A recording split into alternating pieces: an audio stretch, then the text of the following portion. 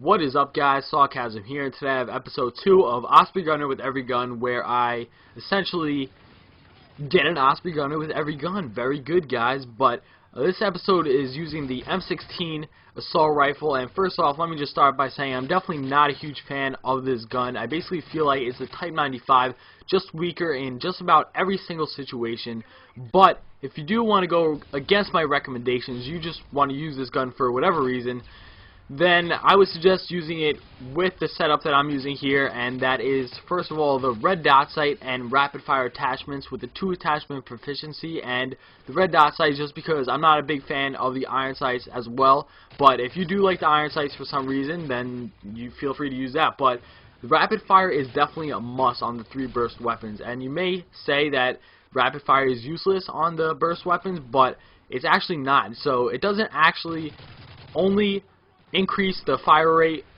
in the burst, so it doesn't make the burst come out faster, but there's actually less downtime between the bursts with rapid fire, so you end up shooting a lot faster overall, and you get more bursts off in the same amount of time. So that's definitely a plus. But I just want to mention real quick, you see I pick up this guy's M4 and I get 2 kills with it, and I really do apologize for this. This is actually one of the first few games that I was doing for this series where I was trying to get the Osprey, and then I realized that's just a really stupid thing to do. Just, you know, get a couple kills with a different gun when I'm doing a series where I'm showcasing a gun. But to make up for it in this episode, I will just show a little bit more at the end to showcase the gun a little bit more. But I do apologize. This will not happen again. I'll be using scavenger on most of my classes from now on for this series so that I don't run out of ammo and I don't have to pick up somebody else's gun. But you see, I call in a Reaper and AC-130, and they straight up bring me to my Osprey Gunner and more. So that's always good when you don't have to worry about getting extra kills after you come out of your kill streaks and you're all disoriented and you don't know what's going on. Your map awareness is shit. So that's always a plus. But I just find a nice clean spot to call in my Osprey Gunner and call it in pretty much where they're spawning. And I would consider this a mistake because where you choose the Osprey Gunner to come in, that's where it drops the care packages. So you usually want to put it somewhere a little bit closer to your teammates, or an area that your teammates have control of, so they can grab the care packages. But luckily this team is not able to shoot me down just yet. I actually get quite a few kills in this Osprey Gunner. Usually I don't do too well in the Osprey Gunner, but I think I get like something like 7 kills, and it gets shot down right about here.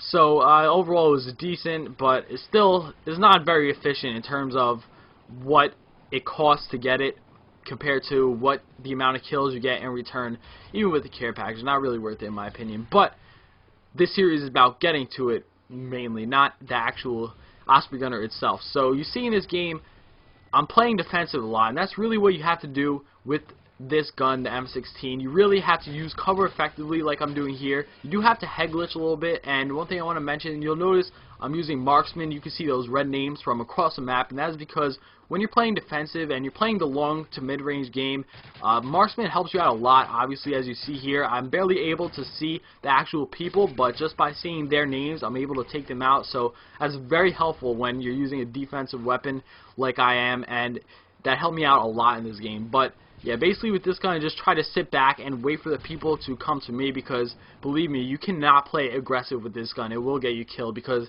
its rate of fire is basically shit. So it's hip fire as well.